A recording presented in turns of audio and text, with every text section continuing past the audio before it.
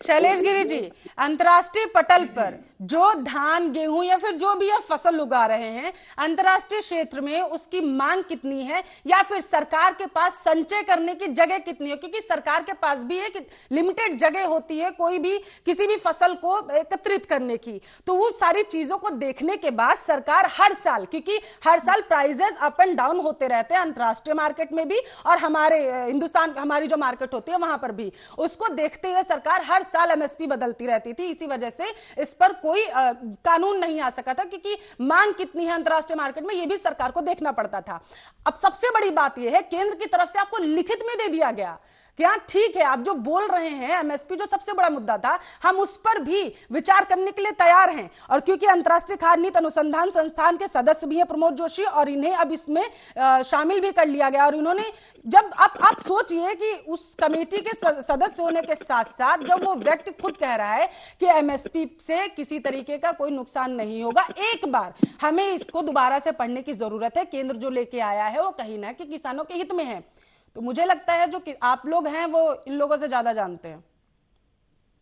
Madam देखिए, मुझे भटकाने की कोशिश की जा रही है। एल2 और C2 फार्मूला आपको मैंने बताया। नहीं बताइए। मैं भटका नहीं रही हूँ, मैं चाहती हूँ पारदर्शिता है। आखिर कहाँ पे समस्या है आप लोगों की और केंद्र की कहाँ पे समस्याएं हैं, आप लोग समझ सके। मैं सिर्फ मैं खुद समझना चाहती हूँ। मुझे भी ज्यादा ज्ञान नहीं है, मैं तो चाहती हूँ आप ज्ञान दीजिए, इसीलिए मैंने आपसे पूछा। बताइए क्या है। मैं ज्ञान नहीं दूंगा, मैं स्पष्ट तौर पे बता देता हूँ। हाँ फरमाइए। एमएसपी इस सरकार में बहुत देर से लागू की गई है, पहले की सरकार की लागू की हुई है।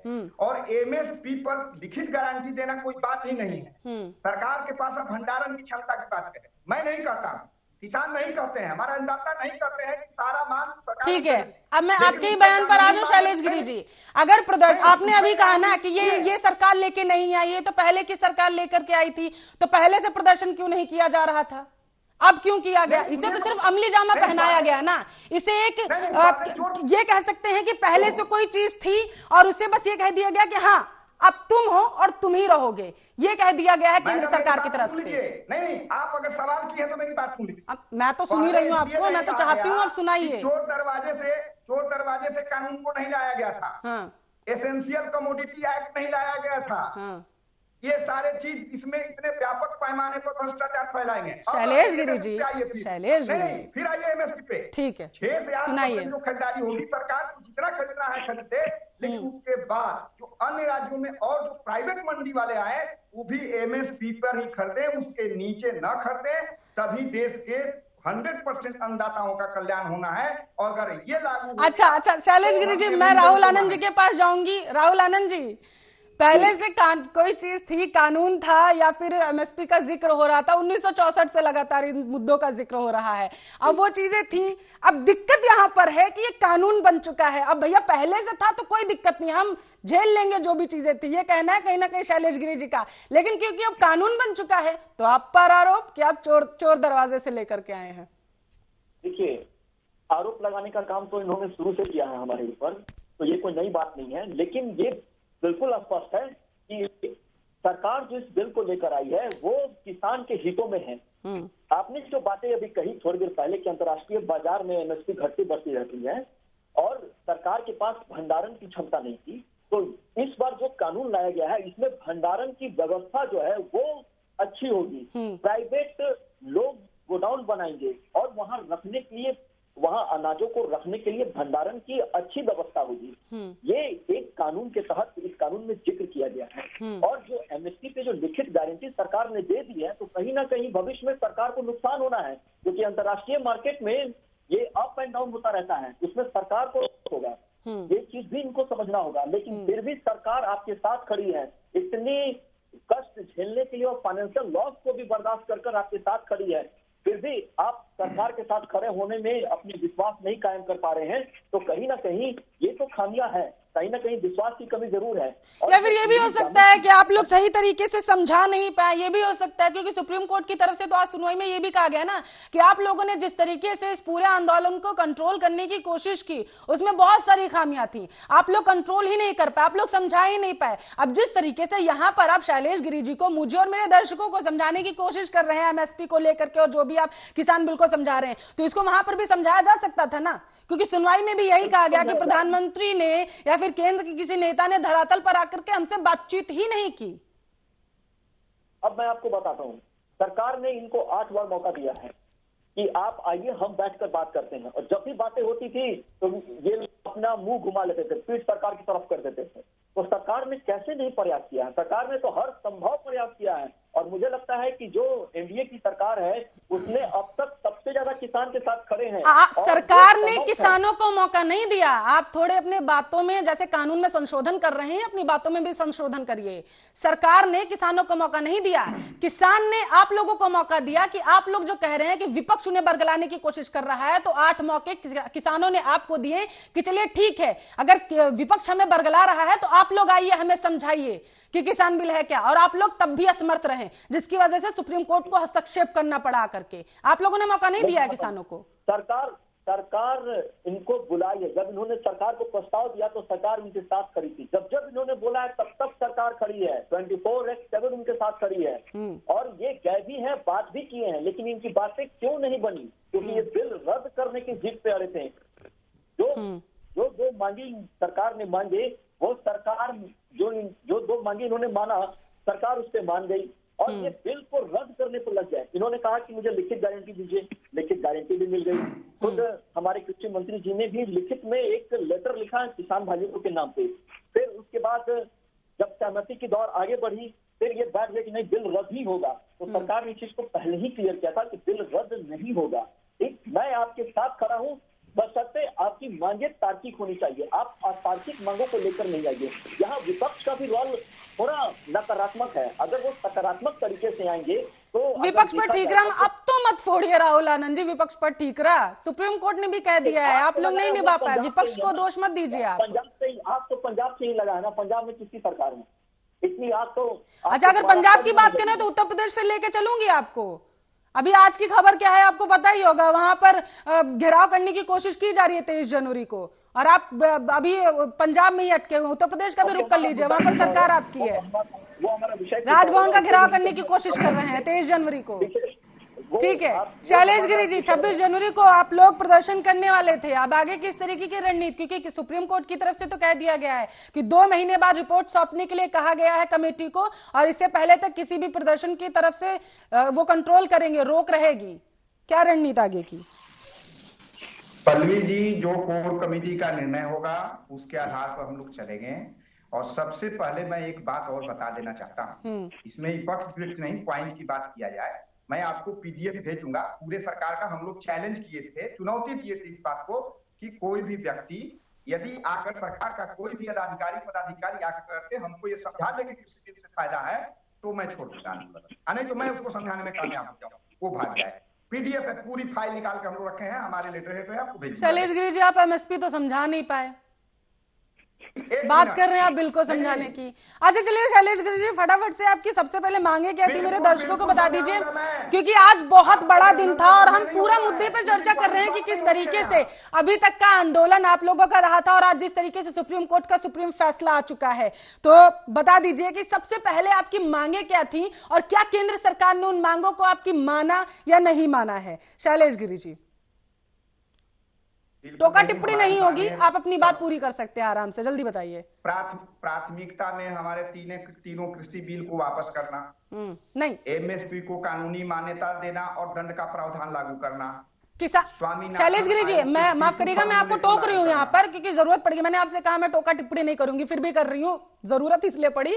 सबसे पहले आपके किसान बिल को वापस लेना मांग नहीं थी, सबसे पहले संशोधन की आपने बात कही थी। अब मुझे ये बताते जाइए परत दर परत आप लोग, हाँ शुरुआत से, क्योंकि आपने भी कहा ना कि फायदे गिना दो, उसके बाद में राहुल आनंद जी आपके पास आऊंगे, फायदे सोच लीजिए क्या क्या है किसान बिल के, समझाइएगा। शैलेश गिरी जी बात पूरी करिए।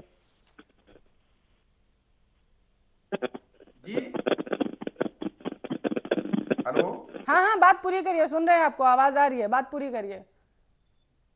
सबसे पहली बात यह है कि राहुल आनंद जी हमको बतावें, आप बताइए मेरे दर्शकों को सबसे पहले किसानों की मांगे क्या थी, क्योंकि प्रदर्शन आप लोग कर रहे हैं लगातार, आप लोगों की तरफ से कहा जा रहा है कि कृषि कानून में खामियां हैं। कृषि बिल को वापस करना, ठीक है, बड़ी मांग हमारी है, 3 कृषि बिल को वापस करना, एमएसपी को कानूनी मान्यता देना, इस पर दंड का प्रावधान करना और स्वामीनाथन आयोग के C2 फॉर्मूले को लागू करना, इसलिए कि L2 फॉर्मूला लागू है और वो मिलता नहीं है। ठीक है, गारंटी देंगे, उसमें मिलता नहीं है, एमएसपी पर दिखता ठीक है, सबको मिले। ठीक है, अब मैं आपको बता दी, सबसे पहले आप लोगों ने कहा था कि एपीएमसी कोर्ट में जो इस कानून में जाने की अनुमति नहीं थी, एमएसपी को लेकर के कहा गया था, और किसी भी अन्य राज्यों में जाकर के आप लोग जिस मंडियों को जिस तरीके से खत्म करने की बात की गई थी, इन सब पर, इन 4 मुद्दे सबसे पहले आप कहते जिन पर आप लिखित में आश्वासन चाहते थे। ठीक है, जब इन सारी चीजों को केंद्र ने आपको लिखित में देने के लिए हाँ कर दिया, उसके बाद आप लोगों की तरफ से आया था कि किसान बिल को खत्म कर देना चाहिए, क्योंकि जब 10 से 12 संशोधन हो तो ऐसे बिल में खामियां होंगी, आपकी तरफ से कहा गया था। कमाल की बात यह है कि आपको याद ही नहीं है। राहुल आनंद जी, नहीं बिल्कुल बोलूं मैं? राहुल आनंद जी बात पूरी करिए। और नहीं, सबसे पहले है कि राज्यों की कृषि उत्पादन विपणन समिति यानी एपीएमसी जो है, उसके अधिकार बरकरार रहेंगे। तो ये लोग कह रहे थे कि अधिकार छीन लिया जाएंगे, कैंसिल हो जाएंगे। दूसरा, नए बिल किसानों को आत्मनिर्भर बनाने की एक कदम की तरफ ले जाता है और प्रोत्साहन करते हैं, और किसानों को अपने उत्पादों को दूसरे राज्यों में बेचने के लिए स्वतंत्र हैं। और जो 1% से लेकर 10% तक का जो कर लगता था, वो दूसरे राज्य में बेचने में वो कर नहीं लगेंगे। ठीक, ये भी इस प्रकार के किसान जो है वो सशक्त बनेंगे, उनको पैसे बचेंगे। चौथा है कि एपीएमसी टैक्स का भुगतान नहीं होगा, इसलिए और कोई दस्तावेज की जरूरत भी नहीं पड़ेगी। खरीदार और विक्रेता दोनों को लाभ मिलेंगे। 5वां है कि किसान कॉन्ट्रैक्ट फार्मिंग या अनुबंधन खेती के प्राइवेट प्लेयर्स या एजेंसियों के साथ किसी भी प्रकार के साझेदारी कर सकते हैं, उसके लिए वो स्वतंत्र हैं, वो अपने हिसाब से कॉन्ट्रैक्ट कर सकते हैं। सरकार इस चीज को पहले भी वर्तमान में किसान सरकार की ओर से निर्धारित दरों पर निर्भर है। वर्तमान में सरकार किसानों द्वारा निर्धारित दरों पर निर्भर है, लेकिन नए आदेश में किसान बड़े व्यापारियों और निर्यातकर्ताओं के साथ जुड़ पाएंगे, जो खेती के लिए लाभदायक बनाएंगे। प्रत्येक राज्य में कृषि और खरीद के लिए अलग अलग कानून है। एक समान केंद्रीय कानून सभी हितधारकों के लिए समानता और अवसर उपलब्ध कराएगा। तो यहाँ एक चीज ये भी स्पष्ट है कि एक प्रकार का कानून पूरे देश में लगेगा, अलग अलग कानून नहीं लगेंगे। ये चीज भी लोगों को मानना होगा। मैं और आता हूँ बिल के ऊपर। नए बिल कृषि क्षेत्र में अधिक निवेश को प्रोत्साहित करेंगे, क्योंकि इससे प्रतिस्पर्धा निजी निवेश खेती की आधुनिक तरीके से की जाएगी और उसमें लगान कम लगेगा और फसल की उत्पत्ति ज्यादा होगी। एपीएमसी प्रणाली के तहत केवल लाइसेंसी प्राप्त व्यापारी, जिसे बिचौलिया कहा जाता था, को अनाज मंडियों में व्यापार करने की अनुमति थी, लेकिन नया विधेयक को भी पैन नंबर के साथ कभी व्यापार करने की अनुमति दे दी जाती है। तो ये तो फायदा ही है, कहीं ना कहीं ये तो लोगों को फायदा, बिचौलिया इसमें हट रहे हैं। फिर है कि नया बिल बाजार की अनिश्चितता को, जोखिम को किसान की निजी एजेंसी और कंपनियों को ट्रांसफर करेगा। अब आप बताइए, यहाँ जो मैंने आपको 10 फायदे गिना दिए, और 11वां फायदा ये है कि अनाज के भंडारण की अच्छी व्यवस्था होगी, जिससे जो अनाज जो सड़ते हैं, जो बारिशों में भीग जाते हैं, उससे अनाजों को बचाया जाएगा। ठीक है, समय की कमी है। शैलेश गिरी जी आपके पास आना चाहूंगी। अगर जैसा कि अभी राहुल जी ने भी कहा कि ठीक है, अगर आढ़तियों की बात, अब ये तो आप जानते ही होंगे कि जब आप अपने फसलों को बेचने के लिए जाते हैं तो आढ़तियों के पास जाते हैं, बिचौलियों के पास जब जाते हैं तो उनको तौलने के जो तौला जाता है फसल, उसके भी आप लोगों को अलग से पैसे देने पड़ते थे। इवन जो वहां पर आढ़तिये बैठते हैं उनको भी देने पड़ते थे, बिचौलियों को भी देने पड़ते थे पैसे। अब सरकार ने अगर डायरेक्ट आप लोगों की ऐसी सुविधा कर दी है, आप डायरेक्ट अपना सामान जो फसल है उसे बेच सकते हैं जाकर के, तो समस्या क्या है? शैलेश गिरी जी जल्दी से बात पूरी करिए। मैडम नहीं बेच सकते हैं मैडम। हाँ, बताइए जल्दी से बात पूरी करिए। उनके आगे जो है प्राइवेट मंडी वाले बैठे रहते हैं, एमएसपी पे नहीं बिकती है, वो 3 दिन रहते हैं, कुत्ते खा जाते हैं, गिर जाते हैं, ऐसे प्रैक्टिकल है। आपने पीलीभीत के डीएम को देखा होगा, अभी तत्काल का मामला है 2-3 महीने पहले का। ये होता नहीं है, प्रैक्टिकल में नहीं है, किसान इतना बेवकूफ नहीं है। समस्या यहीं पर है कि हाँ ठीक है, समस्या यहीं पर है कि जिस तरीके से आप लोग ये कह देते हैं कि ठीक है प्रैक्टिकल नहीं है, ये बोल रहे हैं, ये हो नहीं सकता है, समस्या तो वहीं पर है ना। कानून को समझने की कोई कोशिश ही नहीं कर रहा है। नहीं, कहा राहुल होगा, आनंद जी, हमको आखिरी बताइए। प्रतिक्रिया आपकी। अब तो विपक्ष भी आपके सपोर्ट में आ गया है। सचिन पायलट ने कह दिया है कि वाह क्या फैसला लिया गया सुप्रीम कोर्ट की तरफ से। राहुल आनंद जी, अभी तक आप विपक्ष के ऊपर दोष मढ़ रहे थे।